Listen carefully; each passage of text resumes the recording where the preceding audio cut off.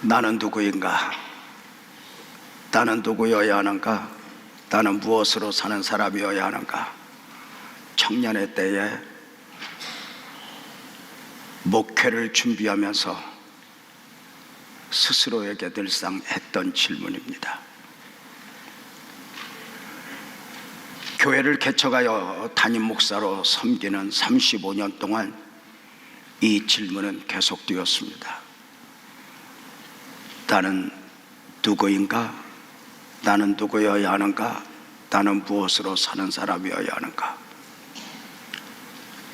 은퇴하고 원로 목사로 삶을 살아가면서도 이 질문에서 자유할 수 없었습니다.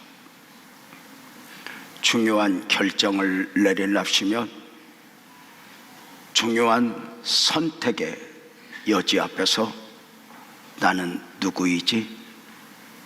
나는 누구여야 하지? 나는 무엇으로 사는 사람이어야 하지? 질문하는 것입니다. 특별히 내가 원하지 않는 결정 앞에서, 내 마음에 들지 않는 상황 앞에서, 죄송한 표현이지만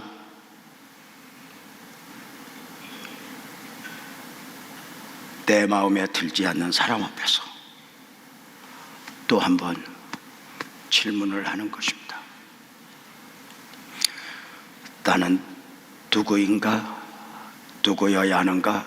무엇으로 사는 사람이어야 하는가? 우리 복음적 그리스도인들이 이런 질문을 하면서 우리 삶을 그려내야 하는 이유는 너무도 분명합니다. 바울의 고백처럼 우리의 삶은 내가 사는 것은 내가 사는 것이 아니라 그리스도께서 사신 것이야 하기 때문입니다. 내가 원하는 나를 모든 상황 가운데 내려놓고 주님이 원하시는 나로 반응하니 이것이 믿음입니다. 시편 23편을 읽었습니다. 시편 23편 참 매력이죠. 기독교 역사 가운데 모든 하나님의 말씀이 그러하지만 시편 23편은 유달리 많은 성도들을 감동케 했고 많은 성도들을 위로했고 많은 성도들이 사랑했던 말씀입니다. 그래서 예수를 몇 년 믿노라면 시편 23편 정도는 거의 암송을 하죠. 혹시 암송을 보다면 너만 보다는 거예요. 다 암송하죠. 시편 23편은 매력이에요. 이렇게 말하더라고요. 시편 23편의 은혜 앞에 서면 노래하는 사람은 노래하고 싶고 그림을 그리는 사람은 그림을 그리고 싶고 시를 쓰는 사람은 시를 쓰고 싶다고. 아시죠? 기독교 역사상 같은 내용, 같은 노랫말을 가지고 가장 다양하게 곡을 붙여 불리워진 노래가 시편 23편입니다. 그 수를 헤아릴 수 없습니다. 주는 나를 기르시는 목자요, 어린아이가 불러도 좋을 만큼, 젊은 청년들이 리듬감을 타면서 불러도 좋을 만큼, 할매 할아버지들이 한숨씩 주무시면서 불러도 좋을 만큼의 곡으로, 또는 여호와는 전문 성악이니 불러도 좋을 만큼의 다양한 곡으로 지금까지도 그 수를 헤아릴 수 없을 만큼 많이 불리워졌고 앞으로도 그리할 것이라 합니다. 왜 시편 23편 앞에 서면 노래하고 싶은 것일까? 왜 시편 23편에 오면 시를 쓰고 싶은 것일까? 노랫말이 아름다워서? 하나님 말씀이니까? 시편 기자 다윗이 노래했으니까? 무엇일까요? 물론 시편 23편이 하나님 말씀이고 노랫말이 아름다워 평안을 주기도 하지만 시편 23편이 여전히 살아 오늘 우리에게 감동을 주는 이유는 시편 23편의 배경, 시편 23편 안에 담긴 스토리 때문이라고 이야기를 합니다. 시편 23편의 배경은 어떠할까? 우리가 평범하게 생각하면, 보이는 것만 보면 시편 23편의 내용이 너무 아름다워서 시편 기자 다윗이 그 인생의 황금기에 가장 좋았을 때 여행을 떠나 저 푸른 벌판에 양떼들이 노니는 모습을 보면서 어릴 적 목동의 추억을 살려 여호와는 나의 목자시니 내가 부족함이 없습니다 고백한 것 같지만 아니라는 거예요. 주경학자들은 시편 23편의 배경을 사무엘하 15장 16장으로 보니 내용은 다윗이 그 아들 압살롬에게 배반을 당하여 예루살렘 왕의 보좌에서 쫓겨 도망하는 가운데 내일 먹을 양식도 없이 신발도 신지 못하는 가운데 아들의 군대가 언제 와서 자신을 죽일 수 있다 하여 머리에 수건을 쓰고 울면서 도망하여 걸음을 옮기는 가운데 그 입에서 나는 부족함이 없습니다 고백했다는 거예요. 당시의 모습을 성경에서 간단하게 찾아보면 사무엘하 15장 30절은 이렇게 말하죠. 다윗이 감난산길로 올라갈 때에 그의 머리를 그가 가리고 맨발로 울며 가고 그와 함께 가는 모든 백성들도 각각 자기의 머리를 가리고 울며 도망했다고요. 처절한 상황이죠. 똑같은 상황 가운데 고백했던 시가 시편 3편입니다 시편 3편 1절 2절을 볼까요? 여호와여 나의 대적이 어찌 그리 많은지요 일어나 나를 치는 자가 많으니이다. 많은 사람이 나를 대적하여 말하기를 그는 하나님께 구원을 받지 못한다 하나이다입니다. 다윗이 처한 상황을 말씀 안에서 이해가 가능합니까? 말씀에 의하면 다윗은 아들 압살롬에게 배반을 당하여 예루살렘 왕의 보좌에서 쫓겨 도망하는 가운데 내일 먹을 양식도 없이 신발도 신지 못한 가운데 아들의 군대가 언제 와서 자기 자신을 죽일지 모르는 가운데 머리에 수건을 쓰고 한 걸음 한 걸음 걸음을 옮기는데 돌을 던지는 사람이 있고 사울의 피가 네 머리에 돌아왔구나 비방 저주를 퍼붓는 이들도 있는 가운데 울면서 걸음을 옮기니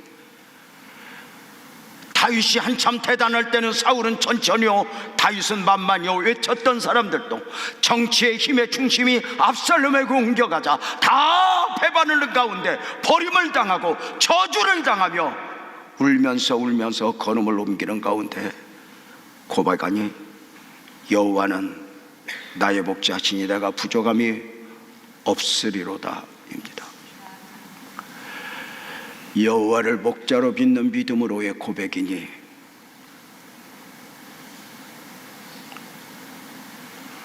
엄청난 고백이죠. 사랑하는 성도님들, 다윗이 나는 부족함이 없습니다 고백했다면 과연 부족함이 없어서 부족함이 없다고 고백한 것이겠습니까? 모자람이 없어서 모자람이 없다고 고백한 것이겠습니까? 사실 너무 많이 부족한데 너무 많이 모자란데 그래서 울며 걸음을 옮기는데 놀랍게도 그 입에서 나는 부족함이 없습니다 고백하니 이것이 복음적 그리스도인의 신비죠. 세상이 이해할 수 없는 사람들 말입니다. 사랑하는 성도님들은 깊은 골짜기를 경험해 보셨습니까? 감당하기 힘들 만큼의 억울함에 누명을 써보신 일이 있습니까? 그 정도 상황에서 어떻게 자유했냐가 아니라 그 정도 상황에서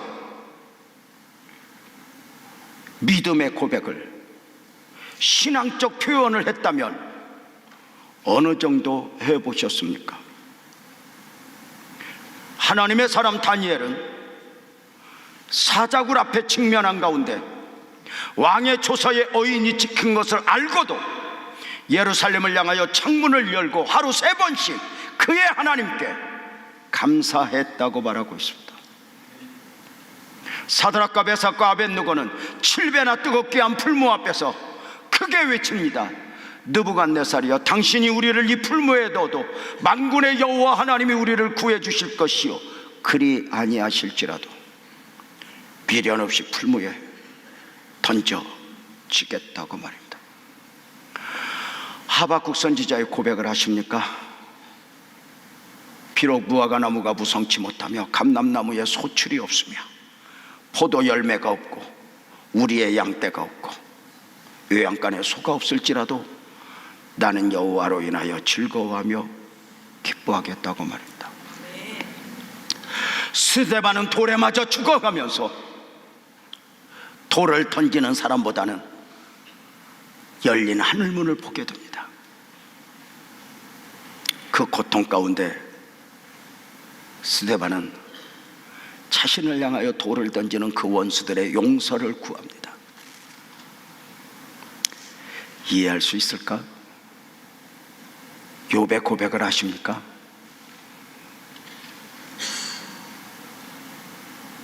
가장 큰 부자, 유력자, 온갖 칭송을 다 받고 살던 욥이 어느 날 어두운 먹구름이 밀려오니 하루아침에 10명의 자식들이 다 죽어갑니다. 그 많던 재산이 하루아침에 없어집니다. 몸에 병이 찾아옵니다. 기와로 득득 긁지 않으면 살 수 없을 정도로. 옆에서 아내는 하나님을 저주하라고 외치며 떠나가 버립니다. 홀로 남았습니다. 그 처절한 상황 속에서 욥이 고백합니다. 주신 이도 여호와시니 거두신 이도 여호와일 거야, 이렇게 말입니다. 그러면서 욥기서 2장 10절에서는 이렇게 말합니다. 그 상황에서 욥이 입술로 범죄하지 않았다고 말입니다. 여러분 어때요? 왜 저들은 처절한 상황 가운데서 더 좋은 환경을 원하지 않고 최고의 믿음을 표현했을까? 더 좋은 환경을 원하는 건 본능이잖아요, 그죠? 그런데 분명한 거 있어요. 지나고 보면 아는 거 있어요. 내가 원했던 환경이 더 좋은 환경이라도 이 환경은 영원한 것이 아니니 끊임없이 변한다고요. 저는 오랜 날 동안 성도들을 섬겼어요. 각양각지에서 이 안산으로 모여든 성도들과 상담하면서 그들의 과거 이야기를 들어요. 한때는 저들도 돈을 물쓰듯 했던 분들도 있어요. 근데 환경이 변했어요.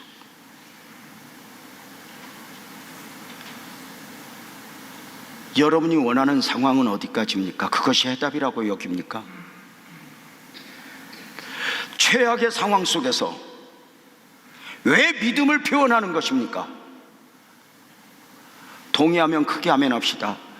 믿음만 남습니다.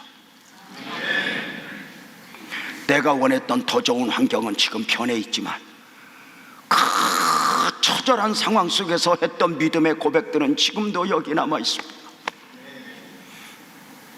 오늘도 여전히 그러하잖아요. 어느 날 3부 예배를 마치고 권사님 한 분이 제 앞에 옵니다. 상황을 알죠? 목사님 기도해 주세요. 저 내일 삼성병원에 가요. 그랬구나. 상황은 안산고대병원에서 이미 폐암 말기 진단을 받았고 수술도 할 수 없고 항암도 소용없고, 그래 의사 선생님이 사형 선고를 내려야 하는데 두려우니 삼성병원에 다시 한번 진단을 받아보라고 권면을 한 겁니다. 제가 혹시 잘못 본 것일 수 있으니, 아니 치료의 방법이 있으니 삼성병원 한번 더 가보세요 하고 의사 선생님이 소견서 써줘서 가는 겁니다. 목사님 병원 가요. 그래, 좋은 소식 주고받았으면 좋겠다. 그리고 기도하고 그를 병원에 보내고 저는 대구로 부흥회를 갔죠. 하루 이틀 3일, 수요일 날 전화가 왔어요. 기다리던 전화이지만 두렵고 떨림으로 받아요.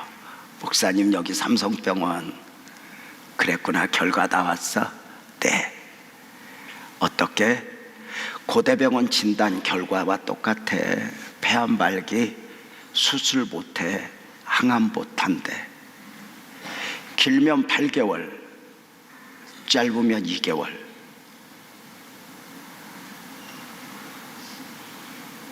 내가 너무 놀라서 어떡하냐 그랬더니 그 권사님이 이렇게 말해요. 목사님, 지금은 할 말 없어. 그런데 전화 끊고 10분만 기다려. 남편하고 함께 기도하고 정리하여 목사님한테 말씀드릴게. 전화 듣고 10분을 기다렸어요. 10분쯤 카톡이 울려요. 제가 그대로 읽어볼까요? 제가 기억력 좋거든요. 목사님 걱정 마삼. 폐암발기 하나님이 주신 선물로 받기로 결정했음. 비틀거리지 않겠음. 당당하게 하나님 앞에 갈 것임. 저는 그 자리에서 핸드폰 딱 엎어놓고, 주님, 내 성도에게 이런 멋진 고백을 들을 수 있게 해주셔서 고맙습니다. 감사해서. 그는 그의 고백대로 가장 멋진 흔적을 남기고 멋진 모습을 그림으로 남겨주고, 목사님 천국에서 만나 하고 손을 잡고 마무리를 했어요. 50년만 지나보면, 100년만 지나보면 누가 더 10년 20년 살았냐는 의미 없어요. 주 안에서 죽는 자가 복이 있다. 믿음 안에서 한 삶을 마무리했다면 축복이 아니란가? 울어도 돼, 원망해도 돼. 그런데 그 처절한 상황 속에서 복음적 그리스도인으로서 믿음을 말하는 거죠. 세상이 이해할 수 없는 그리스도인의 신비 아니야? 분명한 거 있어요. 내 주여 뜻대로 행하시옵소서 노래는 포기가 아니라 기대라는 거예요. 내가 원하는 상황이 완전하지 않고 하나님의 뜻은, 하나님이 주시는 상황은 완전하다고 믿으니까요. 우리 예수님 겟세마네 기도 동산에 오르시면서 나의 원대로 마오시고 아버지 원대로 되기를 원합니다. 포기일까? 아니요, 기대입니다. 아버지의 원하심은 실수가 없기 때문입니다. 우리 복음적 그리스도인들은 자족으로 살아갑니다. 자족의 영성. 분명한 것은 포기 속의 자족이 아닙니다. 기대입니다. 이것이 있기에 다윗은 그 처절한 상황 속에서 아들에게 배반을 당했어요. 예루살렘 왕의 보좌에서 쫓겨나니 평생에 이루었던 것 다 내려놓아야 돼요. 아들에게 배반을 당했으니 가정이 박살나버렸어요. 신발도 신지 못해 먹을 것도 없어 오늘이 무너졌어요. 갈 바를 몰라요. 언제 누가 와서 죽일지 모르니 머리에 수건을 쓰고 옮겨요. 그러면서 나는 부족함이 없습니다. 고백하니 뭐죠? 놀랍게도 다윗은 그 처절한 상황 속에서 그 입에서, 그 말에서 믿음을 놓지 않았다는 거예요. 신앙생활하면서 성도들을 섬기면서 안타까운 것 중에 하나가 뭔지 알아요? 복받을 일만큼 헌신 다 하고 충성하고 입으로 쏟는 거예요. 마귀는 먼저 말에서 쏟게 만들어요. 출애굽한 이스라엘 백성들 가나안으로 가는 여정에 조금 전에 만나 먹었어. 구름기둥 불기둥이 눈앞에 보여. 옷과 신발이 헤어지지 않는 은혜를 입어. 반석에서 솟아나는 샘물도 마셨어. 그런데 이렇게 말해요. 모세야, 우리가 언제까지 만나만 먹고 살아야 돼? 나 다른 것도 먹고 싶어. 애굽에서 먹던 거. 모세야, 우리 죽이려고 데리고 나왔어? 나 애굽으로 돌아갈 거야. 은혜가 없어요? 아니요, 은혜가 보여요. 은혜를 먹었어요, 마셨어요, 은혜를 입고 있어요. 그런데 입으로 쏟아요.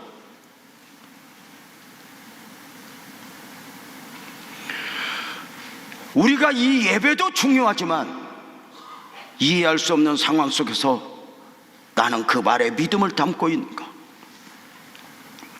원로 목사로 살아가면서 이곳저곳을 다니는데 후배들을 만나요. 그 후배들이 이렇게 말해요. 선배, 어떻게 해야 설교 잘해? 그들이 그렇게 물어본다고 내가 잘한다고 그러는 게 아니라, 선배 어떻게 해야 설교를 잘해? 나도 모르겠어, 좀 알려줘. 안타까운 게 뭔 줄 알아요? 저들이 강대상에서만 설교를 잘하려고 해요. 삶에서는 무너져 있고, 삶에서는 목회가 어려워 누구 때문에 무엇 때문에 원망하다가 갑자기 강단에서 설교가 잘 될 수 있을까? 어쩌면 강단에 서기까지 삶의 현장은 테스트가 아닐까? 오늘 우리가 믿는 건 뭘까요? 우리는 나중 축복을 믿어요. 그렇다면 오늘 나를 힘들게 하는 사람, 최악의 상황은 어쩌면 테스트가 아닐까?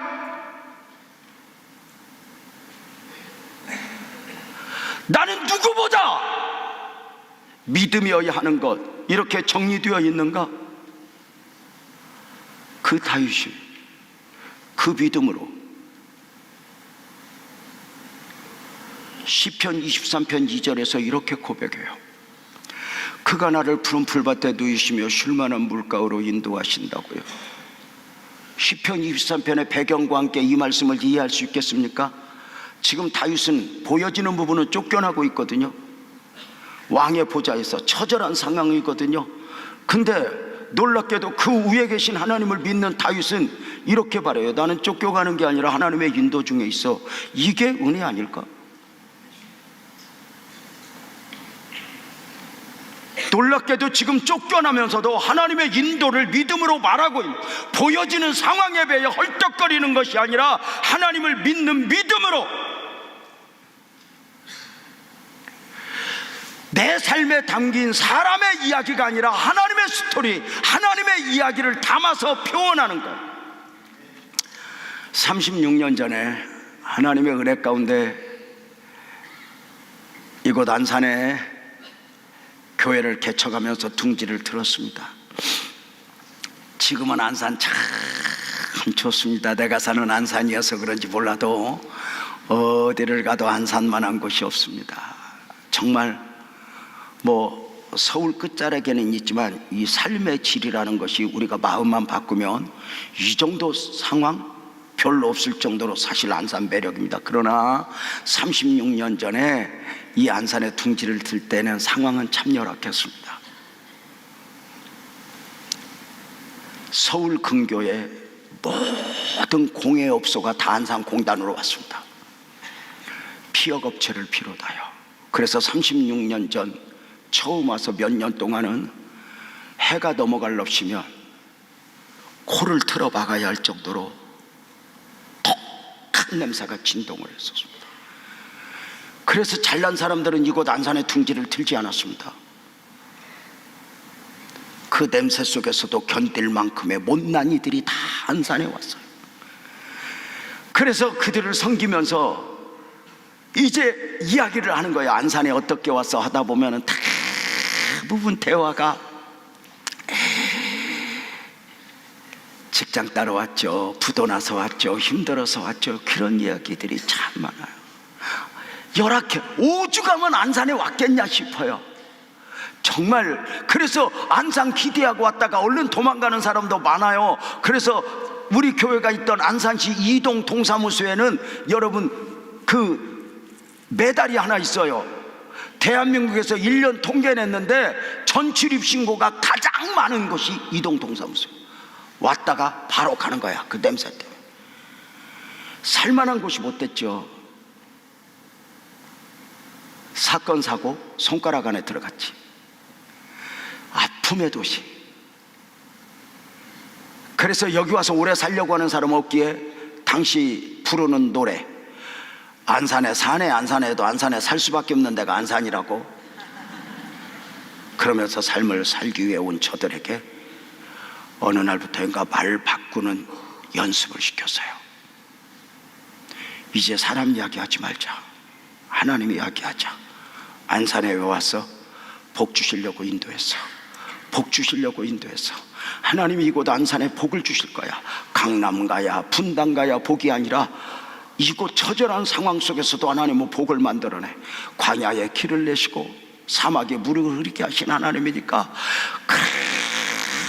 그 이제 사람 이야기 하지 말자고 하나님의 이야기를 하자고. 이곳 안산에서 복을 주실 거라고. 저부터 그걸 믿었어요. 안산에 목회하면서 종종 들었던 말 중에 하나, 심지어 우리 교회 집사님들도 그런 말을 하는 분이 있었어요. 목사님 서울로 가요. 목사님은 안산에 계셔야 할 분이 아니에요. 그 사람들이 그랬다고. 내가 나를 착각하는 게 아니라, 여러분도 그 덕에 살잖아. 남편이 여러분 이쁘다고 그래가지고 사는 거 아니야. 못 알아듣겠지? 여러분 봐, 서울로 가세요. 목사님 가서 꿈을 펼치세요. 때로는 저를 서울로 청빙하기 위해서 오신 장로님들도 있었어요. 단 한 번도, 원해 단 한 번도 흔들려 본 적 없어요. 하나님은 나를 보내셨고, 교회는 목사의 비전을 이루는 곳이 아니라 하나님의 비전, 하나님의 꿈을 이루어 드리는 곳이고, 하나님은 큰일 하시고 나는 작은 일에 충성해야 하니, 목사는 큰일 하는 사람이 아니라 작은 일을 하다 보면 그 작은 일이 큰일이 된다고 말을 했습니다. 끊임없이 처절한 시련이었습니다. 놀랍게도 다윗은 쫓겨가면서 사람의 이야기를 하는 것이 아니라 하나님의 이야기를 해요. 놀랍게도 쫓겨가면서 압살롬을 말하는 것이 아니라 하나님의 인도를 말해요. 압살롬을 묵상하는 것이 아니라 하나님을 묵상하는 거죠. 여러분 같으면 쫓겨나면 압살롬을 말하겠어, 하나님을 말하겠어? 못 알아듣는 척 하는 거지. 우리는 하나님을 믿으면서도 늘상 누구 때문에, 무엇 때문에 사람의 이야기를 하면서 헐떡거리며 살아요. 상황이 이해가 안 돼? 그럼 말하지 마. 말하려거든 하나님의 말씀을 하는 것 같이 해. 베드로전서 4장 11절이죠. 말하지 마. 만일 누가 말하려면 하나님의 말씀을 하는 것 같이 해. 그래, 말은 내 생각이야. 그래서 말씀은 하나님의 말씀이야. 내 말에 믿음을 담고 은혜를 담으면 이게 하나님의 말씀이 되는 거야. 말로 말하지 말고 말씀으로 말하자. 이 말씀을 보면서 내가 4가지 구호를 여러분들에게 드린 적이 있잖아요. 말로 말하지 말고 말씀으로 말하자, 말로 말하지 말고 믿음으로 말하자, 말로 말하지 말고 기도로 말하자, 말로 말하지 말고 순종으로 말하자. 이런 것들이 우리 교회의 영성이었어요. 목사가 잘해서가 아니에요. 우리 교회 안에 똑똑하게 흐르는 은혜들이 있었죠. 왜 이렇게? 여호와를 목자로 삼는 영성으로. 놀랍게도 다윗은 아들 압살롬에게 배반을 당하여 예루살렘 왕의 보좌에서 쫓겨 도망하는 가운데 하나님은 나의 목자 이렇게 고백하는 것이 아니라 여호와는 나의 목자 이렇게 고백했습니다. 성경에 많은 하나님의 이름이 있지만 여호와 하나님의 이름이 강조될 때는 언약과 관계가 있습니다. 언젠가 내게 언약을 주셨던 하나님, 약속을 주셨던 그 하나님을 붙잡고 씨름하는 것입니다. 다윗은 일찍이 나단 선지자를 통하여 약속의 말씀을 받았던 적이 있습니다. 그 앞에서 나와 내 집이 무엇이간데 이런 엄청난 말씀을 주시느냐, 믿음으로 그 말씀을 담았습니다.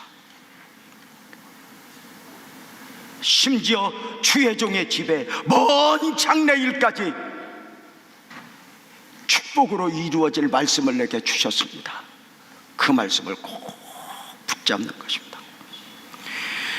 아들 압살롬에게 배반을 당하여 예루살렘 왕의 보좌에서 쫓겨 도망하는 가운데 처절한 상황 속에서 여호와는 나의 목자시니 내가 부족함이 없으리로다 고백한 것은 말씀을 붙잡았으니, 말씀을, 언약의 말씀을 붙잡은 것이니 이것입니다. 압살롬, 네가 나를 힘들게 할 수는 있지만 네가 나를 결정하게 할 수는 없어. 상황이 나를 힘들게 할 수는 있지만 이 상황이 나를 결정할 수는 없어. 나를 결정하는 거, 동의하면 크게 하면 합시다. 말씀대로 될 거야. 더 크게, 말씀대로 될 거야. 이 영원하신 말씀을 붙잡고 처절한 씨름을 하는 것입니다. 사랑하는 성도님들, 여러분은 언젠가 하나님으로부터 감당하기 힘들 정도로 은혜를 받았던 적이 있지 않습니까?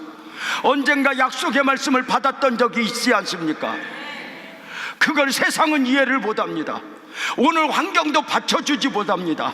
그런데 믿음이라는 게 무엇입니까? 더 좋은 환경을 기대하는 것도 중요하지만 말씀을 붙잡는 것입니다. 아멘 합시다. 말씀대로 될 거야.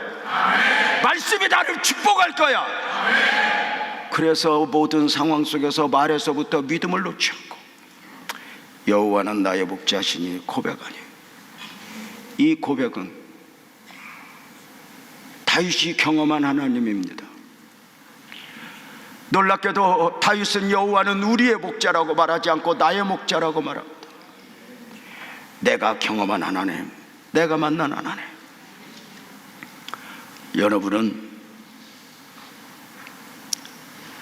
여러분이 만난 하나님은 어느 정도의 하나님입니까?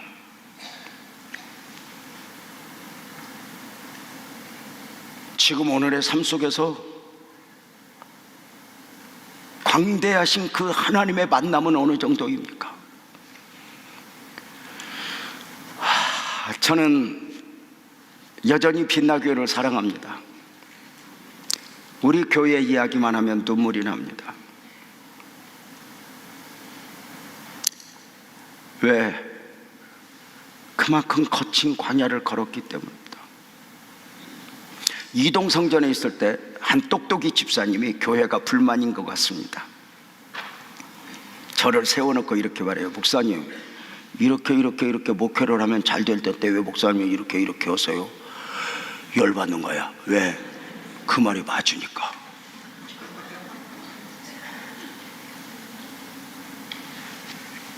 그런데 제가 그 앞에서 그랬어요. 집사님 미안해, 교회가 마음에 안 들지? 근데 집사님 마음에 안 드는 교회, 여기까지 오는 데만 해도 죽었다 살아났어. 집사님이 그렇게 아무렇게나 말아도 괜찮은 교회가 아니야. 여기까지 오는 동안 너무 아팠어. 그리고 울어버렸더니 목사님 울지마, 말 안 할게 그러더라고.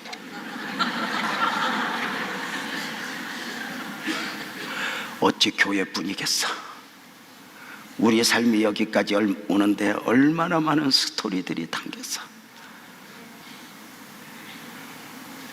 이야기 보따리를 풀어놓으면 얼마나 밤이 맞도록 할 이야기들이 많이 있겠어. 그래서 여자들이 그러잖아. 내가 책을 써도 몇 권을 쓴다. 일기도 안 쓰는 여성들이여, 그대들한테 무슨 책이 나오겠는가. 분명한 건 내가 글로 표현하는 방식은 부족하지만 분명한 건 내 삶에 하나님의 흔적은 너무 선명하잖아. 상황은 병한다고 그랬어. 그 화려했던 시절이 지금 골짜기를 걷게 하고, 지금 골짜기를 걷지만 이 골짜기가 영원하지 않아. 이 거친 광야를 걸으면서 우리는 믿는 거야. 무엇을? 하나님의 결국을. 우리는 지금만 봐. 근데 하나님은 내일까지 섭리하셔. 그래서 그 하나님을 믿는 믿음으로,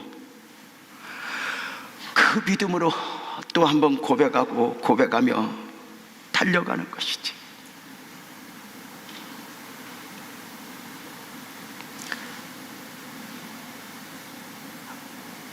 원수를 보라는 듯 상을 차려주실 그 하나님, 지금 나를 괴롭히고 있는 모든 사람들 앞에 나를 만져주실 그 하나님, 때로는 우리의 기대와 달리 나사로처럼 영원에서 만져줄 수도 있지만, 그래서 울면서 우리는 또 하나님을 아바 아버지라 부르며 갈 수는 있지만, 나는 하나님의 결국을 믿습니다. 그래서 하나님의 결국을 믿는 사람들의 특징은 마지막을 내가 만들지 않는 것, 힘들다고 포기하고,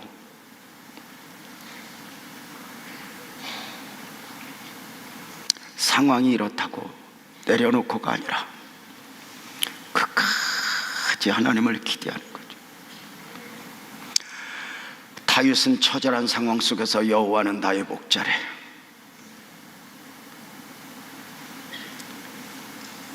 하나님만이 내 인생을 결정한다고 믿고 끝까지 고백하는 거죠. 사랑하는 성도님들, 여러분은 다윗 하면 어떤 그림이 그려집니까? 우리는 다윗 하면 골리앗을 이긴 사람, 전쟁의 영웅, 왕 중의 왕, 하나님 마음에 합한 사람, 그죠?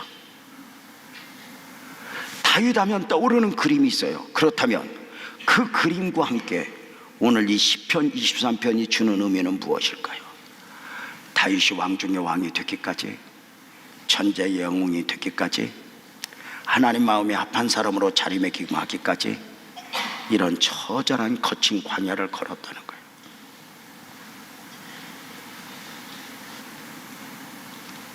울어야 하고 아파야 할 만큼 저절로 맺어지는 열매가 아니었다는 거예요.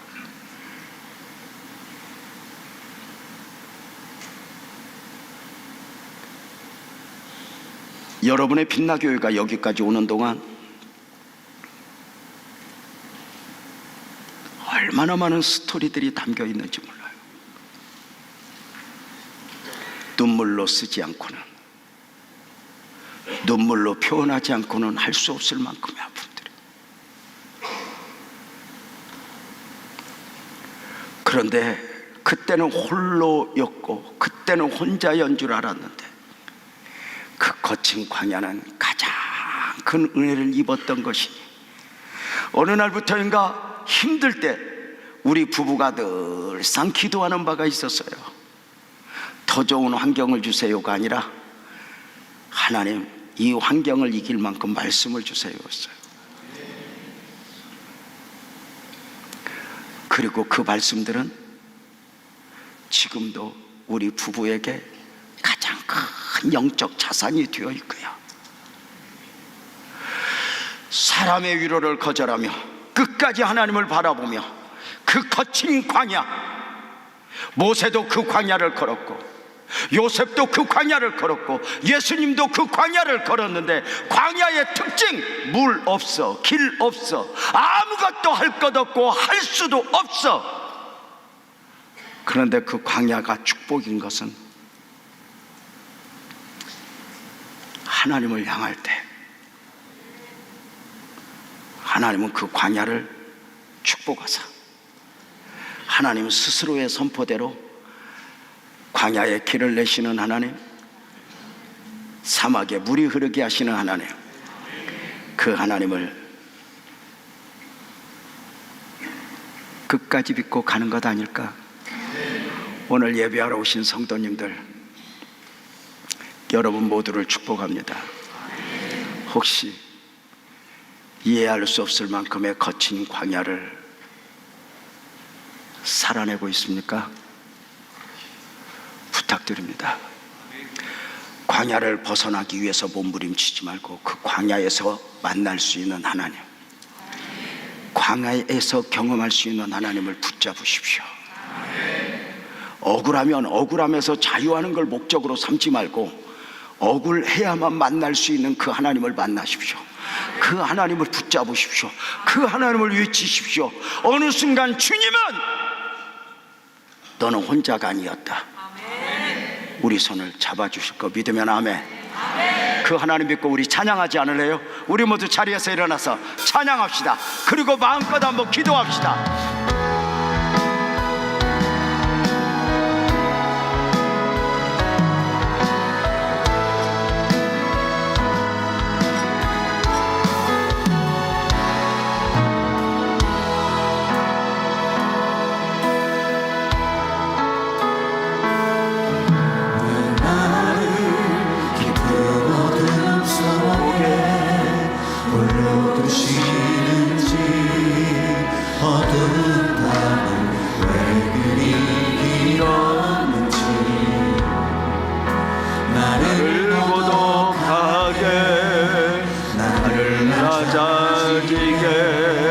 세상 어디로 기댈 곳이 없게 하셨네. 광야에 서 있네.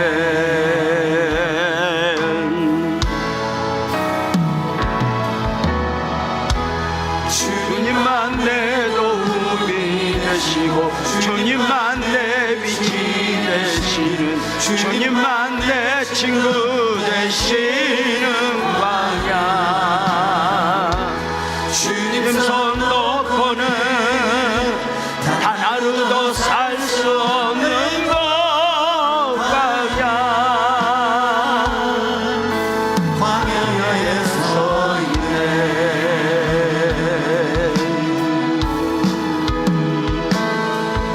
왜 나를 깊은 어둠 속에 홀로 두시는지, 어두운 밤은 왜 그리 길었는지, 나를 고독하게 나를 낮아지게 세상 어디도 기댈 곳이 없게 하셨네.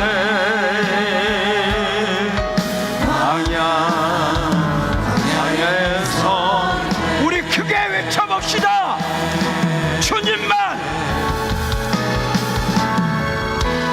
주님만 내 도움이 되시고 주님만 내 빛이 되시는 주님만 내 친구 되시는 광야.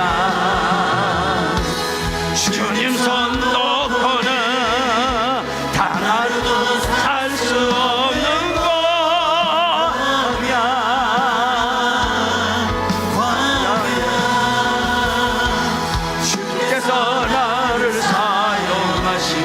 저를 더 정결케 하시며 나를 택하여 보내신 광야. 성령이 내 영을 다시 태어나게 하는 광야.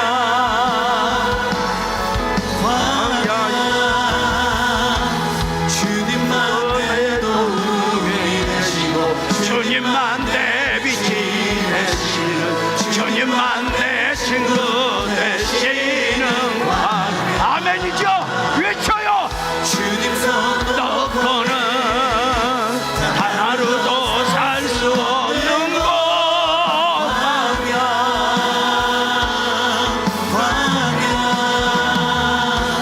주께서 나를 사용하시며 나를 더 정결케 하시며 나를 택하여 보내신 그곳 광야. 성령이 내 영을 다시 태어나게 하는 곳 광야. 광야에서 우리 한 번 더 합시다. 주님만 내 도움.